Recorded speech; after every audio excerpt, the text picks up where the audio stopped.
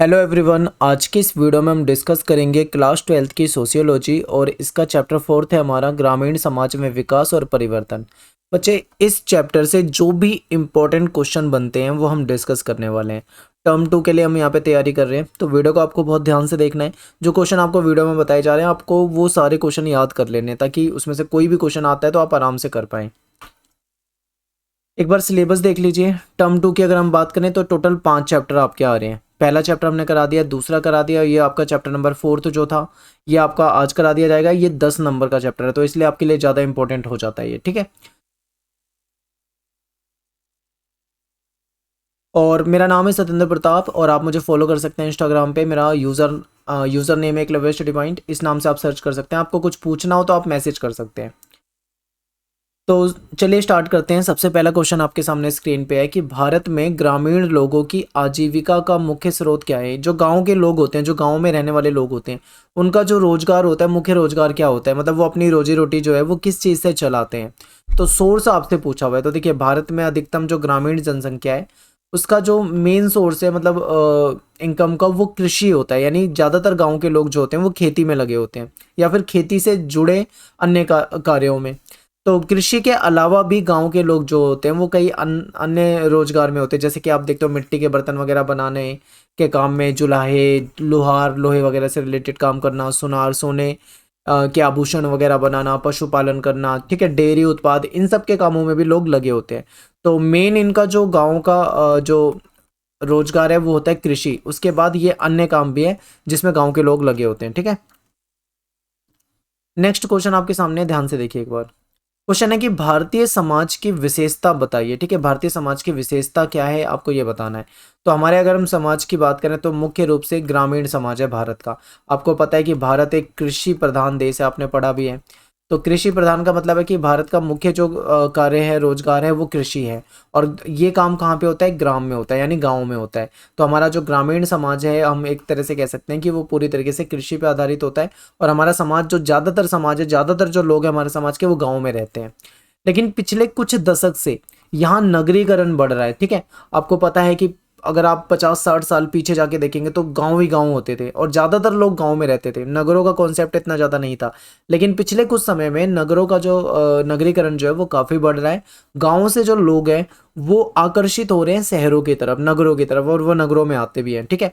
तो भारत के जो बहुसंख्यक लोग हैं, ज़्यादातर जो हमारे लोग हैं वो गाँव में रहते हैं। इनका जीवन जो है वो कृषि या इससे संबंधित काम में चलता है, जो गांव में रहने वाले लोग हैं, ठीक है। भारत में जो विभिन्न प्रकार की फसलें जो हैं उसको उगाया जाता है।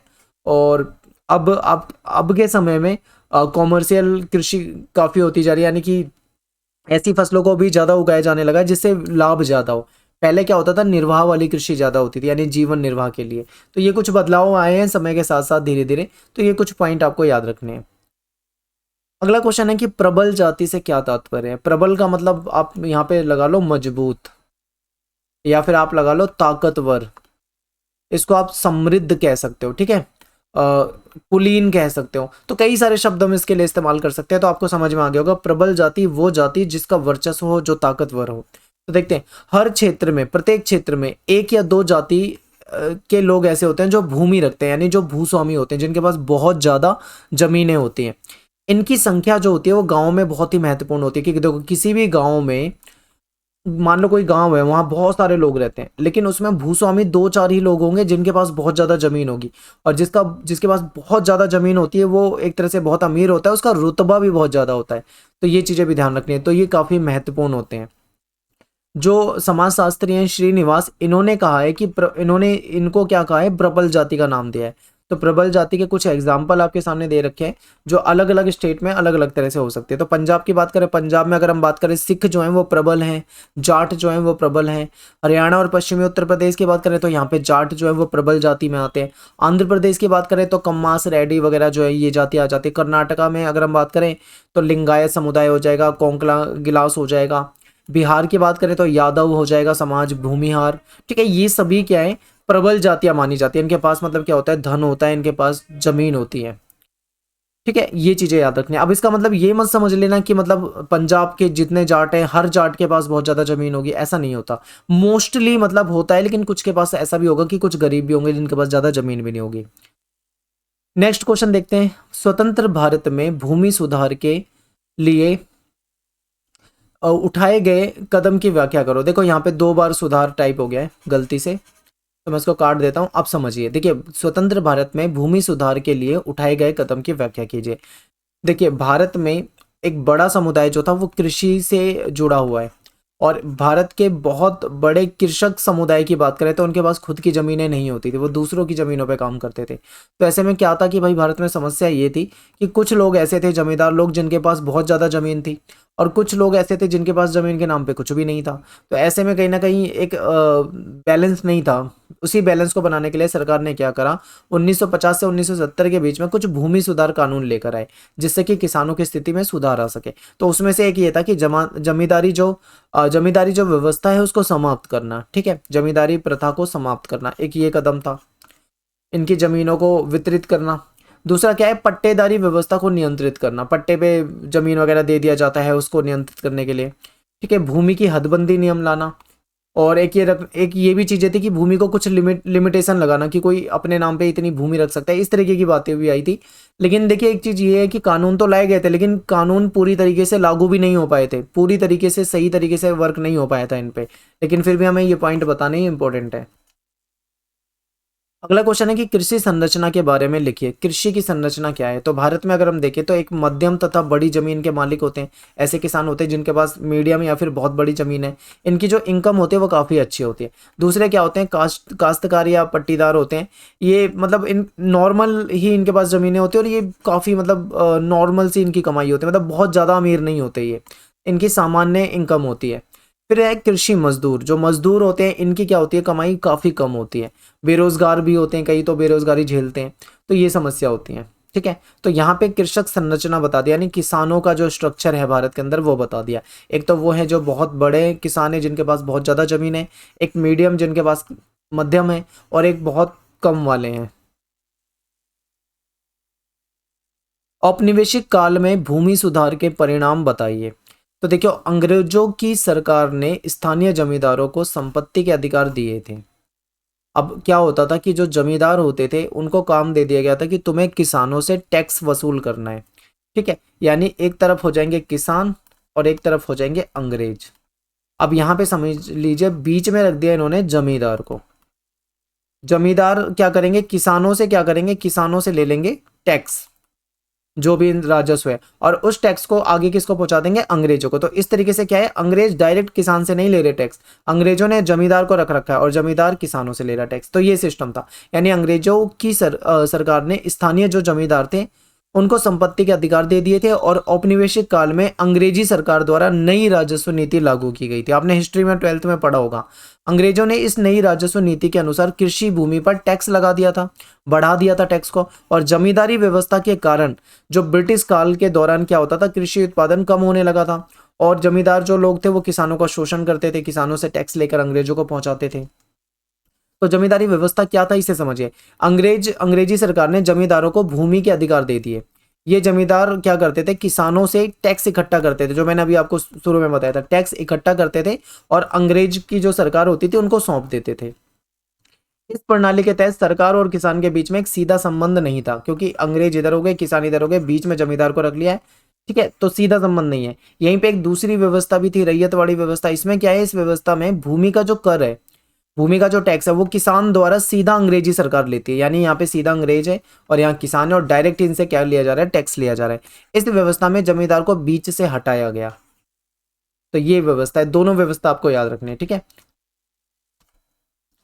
अगला क्वेश्चन देखो, स्वतंत्रता के बाद ग्रामीण समाज में परिवर्तन क्या हुआ। आज़ादी देखो 1947 में आज़ादी मिल गई थी, इसके बाद क्या हुआ, जो ग्रामीण समाज है उसमें काफ़ी परिवर्तन हुआ, तो वो परिवर्तन आपको बताने हैं। तो देखिए क्या क्या परिवर्तन है, एक तो ये है कि गहन कृषि के कारण कृषि मजदूरों की बढ़ोतरी हुई। फिर क्या है कि भुगतान जो होता था पहले वो एक्सचेंज सिस्टम होता था, एक वस्तु के बदले दूसरी वस्तु, लेकिन अब आज़ादी के बाद क्या था, ये सिस्टम धीरे धीरे खत्म कर दिया गया था, और अब जो भुगतान है वो नगद यानी कैश, पैसों में, रुपयों में होने लगा था, ठीक है, तो ये एक परिवर्तन आया था। फिर क्या है कि दिहाड़ी मजदूरी अधिक होने लगी थी, क्योंकि ज़्यादातर लोग जो थे वो कृषि करते थे, मजदूरी करते थे, लेकिन उनके पास खुद की ज़मीन नहीं थी, तो वो दूसरों की ज़मीनों पे काम करते थे। दिहाड़ी पे, ठीक है। समृद्ध राज्यों में मजदूरों का प्रवास, मजदूर क्या करते थे, ऐसे राज्यों में चले जाते थे, प्रवास कर जाते थे जहां पे उनको ज़्यादा मतलब बेनिफिट मिल सके, रोजगार मिल सके, पैसा मिल सके, तो प्रवास हो जाता था इनका। फिर क्या है कि भूस्वामियों और किसानों के बीच में पुश्तैनी संबंध जो थे वो पहले चलते आ रहे थे, वो धीरे धीरे इसमें कमी आने लगी थी। तो ये कुछ बदलाव हुए जो कि स्वतंत्रता के बाद यानी आज़ादी के बाद हुआ है ग्रामीण समाज में। अगला क्वेश्चन है कि 1960 का दशक जो है भारत के लिए संकट का काल क्यों माना जाता है। तो देखिए 1960 के दशक को संकट का काल या फिर खतरनाक दशक के नाम से हम जानते हैं। इसके पीछे कई कारण हैं, क्योंकि 1960 के दशक में भारत ने 1960 के दशक का मतलब यहाँ पे 1960 से लेकर 1970 तक के 10 साल की बात चल रही है, ठीक है, याद रखना।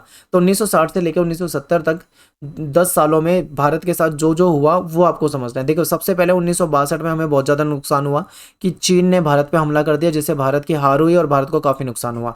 दूसरा क्या था, 1965 में पाकिस्तान से युद्ध हुआ। अब ये युद्ध भारत जीत गया, लेकिन फिर भी नुकसान तो होता है ना युद्ध में, तो नुकसान इसमें भी हुआ। मानसून की असफलता, इसी समय सूखा पड़ गया था, बिहार जैसे राज्यों में तो बहुत ज्यादा मतलब अनाज का संकट हो गया था, ठीक है, खाद्यान्न संकट हो गया था, देश के सामने अनाज की कमी हो गई थी। और 1964 में फिर जो प्राइम मिनिस्टर थे नेहरू जी, इनकी मृत्यु हो गई थी। फिर 1966 में जो इनकी मृत्यु के बाद 1964 के बाद लाल बहादुर शास्त्री जो थे, इनको प्राइम मिनिस्टर बना दिया गया, पीएम बना दिया गया। लेकिन 2 साल में इनकी भी मौत हो गई, यानी 1966 में इनकी भी मौत हो गई। तो 2 प्रधानमंत्री की मौत भी हो गई इसी 10 साल के अंदर अंदर। तो ये भी एक समस्या थी। फिर अकाल की स्थिति हो गई थी, ये आपको शुरू में बता दिया था। तो ये कुछ समस्याएं आई हैं भारत के सामने, इसीलिए इस दशक को संकट का दशक कह लो या खतरनाक दशक कह लो, इस नाम से जाना जाता है। अगला क्वेश्चन क्या है कि हरित क्रांति से क्या अभिप्राय है। तो ये इंपॉर्टेंट है, इस चैप्टर से सबसे ज्यादा पूछा जाने वाला क्वेश्चन जो है वो हरित क्रांति है, बहुत पूछा जाता है, तो बिल्कुल इसे ध्यान से देखना। देखिए क्या था कि 1960 के दशक को, ठीक है, भारत के इतिहास में खतरनाक दशक के रूप में जाना जाता है। क्यों जाना जाता है, अभी आपको लास्ट क्वेश्चन में बताया था मैंने कि इतनी सारी समस्या भारत ने देखी, तो ये आपको पता है, ठीक है। आगे देखते हैं। इस दौरान भारत ने बहुत सारे संकटों का सामना किया। उन्हीं संकट में से एक संकट था खाद्यान्न संकट, कि भारत के सामने खाद्यान्न की कमी हो गई थी, अनाज की कमी हो गई थी, सूखा पड़ गया था, ठीक है, मॉनसून असफल था। इस समस्या से निपटने के लिए सरकार ने एक पॉलिसी अपनाई। वो पॉलिसी क्या थी, नीति क्या थी, ये आपको समझना है। इसी नीति को हरित क्रांति के नाम से जाना जाता है। सरकार ने क्या करा, जो कृषि का जो उत्पादन था उसको बढ़ाने के लिए कृषि का आधुनिकीकरण करने का एक कार्यक्रम चलाया, ठीक है, मतलब कृषि को मॉडर्न बनाना है, किसानों को सुविधाएं प्रदान करनी है। क्या सुविधाएं प्रदान करेंगे, इन्होंने समझ लिया था कि अगर हम किसानों को सुविधाएं दे देते हैं तो वो ज़्यादा मेहनत से काम करेंगे और जो फसल है वो ज़्यादा होगी, तो इससे कहीं ना कहीं असर तो पड़ेगा। तो इसीलिए इन्होंने क्या करा, अच्छी क्वालिटी के जो बीज होते हैं वो दिए, खाद चाहिए किसानों को तो खाद उपलब्ध कराई, अच्छी उर्वरक उपलब्ध कराए, कृषि यंत्र उपलब्ध कराए, सिंचाई की सुविधाएं दी, ये सारी चीजें उपलब्ध करवाई। तो इससे क्या हुआ, कृषि में पैदावार जो थी उसमें बढ़ोतरी हो गई, किसानों को भी लाभ हुआ, देश को भी लाभ हुआ। तो इसी को हरित क्रांति के नाम से जानते हैं, ठीक है। आई होप आपको समझ में आएगा, बहुत ही आसान क्वेश्चन है, लेकिन आपको बिल्कुल याद रखना है क्योंकि पेपर में बहुत पूछते हैं इसे। अगला क्वेश्चन देखो कि हरित क्रांति के लाभ बताओ। हरित क्रांति के कुछ लाभ भी हुए और कुछ नुकसान भी हुए, ठीक है, हानि भी हुई। तो लाभ और हानि दोनों पूछे जा सकते हैं, या देखो ऐसे भी हो सकता है कि हरित क्रांति के सकारात्मक प्रभाव बताइए, तो भी आपको इसी तरीके के पॉइंट लिखने हैं। क्वेश्चन की लैंग्वेज घुमाते तो कंफ्यूज मत होना, ठीक है। हरित क्रांति से कृषि पैदावार में बढ़ोतरी हुई, अभी हमने पढ़ा था। हरित क्रांति से पंजाब, पश्चिमी उत्तर प्रदेश, हरियाणा को ज्यादा लाभ हुआ था, और मध्यम और बड़े किसानों को इसको ज्यादा लाभ हुआ था। गेहूं और चावल, खासकर गेहूं पे ही ज्यादा असर पड़ा था इसका, गेहूं का उत्पादन जो था वो काफी बढ़ गया था, ठीक है। तो ये कुछ बेनिफिट हुए इसके। नेक्स्ट है कि हरित क्रांति के नकारात्मक प्रभाव बताओ। देखो केवल फायदे नहीं हुए, इसके कुछ नुकसान भी थे, तो वो नुकसान भी हमको क्या करना है, याद रखना है। तो नुकसान क्या थे देखते हैं।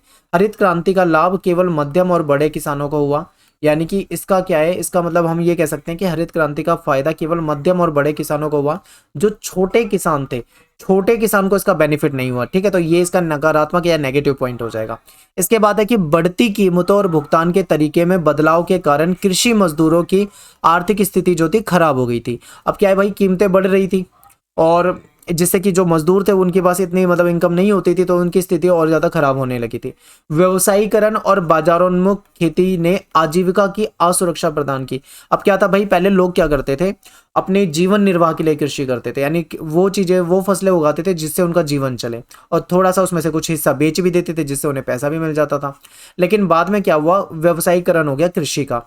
अब क्या है, अब मतलब लोग अपने निर्वाह के लिए नहीं बल्कि वो फसलें उगाते हैं जिससे बाजार को, मतलब बाजार में जिसे बेचा जा सके, जिससे बेनिफिट ज़्यादा हो। तो इससे क्या है, आजीविका की असुरक्षा कहीं ना कहीं एक संकट खड़ा हो गया है। फिर क्या है कि खेती के तरीकों और बीजों के पारंपरिक उपयोग की जो पारंपरिक प्रणाली थी, जो पुरानी प्रणाली थी कृषि की या जो भी तरीके थे, वो धीरे धीरे खत्म होने लगे, लोग आधुनिकता की तरफ जाने लगे। इसके बाद देखो, पर्यावरण को भी नुकसान पहुंचा, ये भी हम कह सकते हैं। और इसमें विभेदीकरण को बढ़ावा मिला। विभेदीकरण मतलब लोगों के बीच में खाई हो गई। खाई का मतलब है जो अमीर थे वो बहुत अमीर हो गए, गरीब जो थे वो बहुत गरीब हो गए, यानी एक डिसबैलेंस आप कह सकते हो, या फिर मतलब एक खाई हो गई इनके बीच में।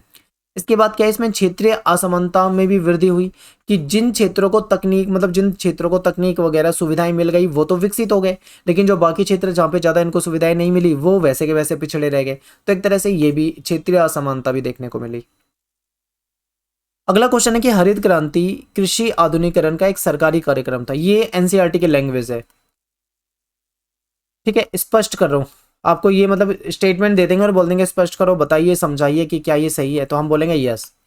जो हरित क्रांति थी ये क्या थी, एक सरकारी कार्यक्रम था। इसके तहत टारगेट क्या रखा गया था कि कृषि का जो उत्पादन है उसको बढ़ाना है। इसके लिए सरकार ने क्या किया, किसानों को अच्छे बीज उपलब्ध कराए, कीटनाशक उपलब्ध कराए, खाद उपलब्ध कराई, और सिंचाई की जो तकनीक थी वो उपलब्ध कराई, ठीक है। तो ये चीजें हो गई, इससे कृषि क्षेत्र को लाभ हुआ। गेहूं का जो उत्पादन था वो खासकर बढ़ा, काफी बढ़ा। इसके बाद देखो और भी कुछ इससे रिलेटेड पॉइंट बनेंगे, इसको समझते हैं। हरित क्रांति से कुछ राज्यों को ज्यादा लाभ हुआ था, जैसे पंजाब हो गया, पश्चिमी उत्तर प्रदेश, आंध्र प्रदेश, तमिलनाडु। ये सारी चीजें मैं आपको लास्ट क्वेश्चन में भी पढ़ा चुका हूँ, ठीक है। नई तकनीक द्वारा कृषि उत्पादन में वृद्धि हुई। हरित क्रांति सरकार तथा इसमें जो वैज्ञानिक जो थे जिन्होंने मतलब ये प्लान लेकर आए थे उनकी उपलब्धि मानी गई। और इससे अधिकतर क्षेत्रों में मध्यम और बड़े किसान जो थे उन्होंने नई तकनीक का लाभ उठाया, उनको बेनिफिट मिला। छोटे किसानों को इसका लाभ नहीं मिला, ये याद रखना है पॉइंट। इससे विभेदीकरण भी हो गया। अभी मैंने बताया था कि अमीर अमीर हो गए, गरीब गरीब हो गए। इसमें धनी किसान अधिक धनी हो गए और निर्धन किसान जो थे पहले से भी ज्यादा गरीब हो गए। तो ये हुआ, तो ये सारी चीजें आप बता सकते हैं। अगला क्वेश्चन है कि मजदूरों का जो संचार होता है उससे, या सर्कुलेशन होता है, उससे क्या अभिप्राय है। तो देखिए क्या होता है कि समृद्ध राज्यों में कृषि मजदूरों का पलायन जो है वो तेजी से होने लगा है। क्या होता है भाई, जैसे मान लो कोई भी स्टेट है, वहां पे ज्यादा सुविधाएं नहीं है, ठीक है। तो ऐसे में क्या होते हैं, वहाँ के जो मजदूर होते हैं वो उन स्टेट में चले जाते हैं, प्रवास कर जाते हैं जहाँ पे सुविधाएं ज़्यादा मिले। तो पलायन जो है तेजी से होने लगा है। ऐसा इसलिए था क्योंकि वहाँ पे मजदूरों को अधिक पैसे मिलते थे, रोजगार मिल रहा था।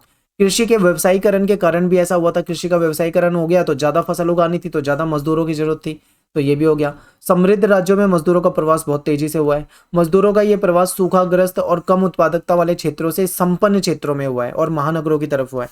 यानी कि मान लो कोई ऐसे जगह पे रहता है जहाँ पे सुविधाएं नहीं है, जहाँ पे सूखा वाला क्षेत्र है, तो जाहिर सी बात है वो दूसरी जगह रहना पसंद करेगा। तो इसीलिए मजदूरों का एक जगह से दूसरी जगह जो पलायन है, यही इसका संचार, सर्कुलेशन आप कह सकते हो।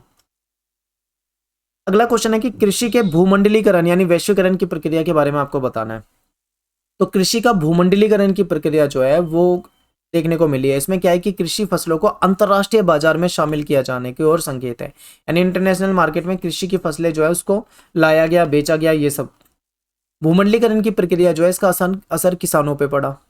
पंजाब, कर्नाटक जैसे इलाकों में किसानों द्वारा कंपनियों ने कुछ निश्चित फसलें बेचने का कॉन्ट्रैक्ट दे दिया कि हमें भाई ये वाली फसल चाहिए, आपको कॉन्ट्रैक्ट दे रहे हैं किसान को, आप हमें इतने समय में ये वाली फसल जो है उगा दो, एक निश्चित फसल की भाई यही वाली फसल चाहिए। तो किसान फिर क्या करेगा, पैसे कमाने के लिए वही फसल उगाएगा। तो ये इससे किसान भी प्रभावित हुआ है।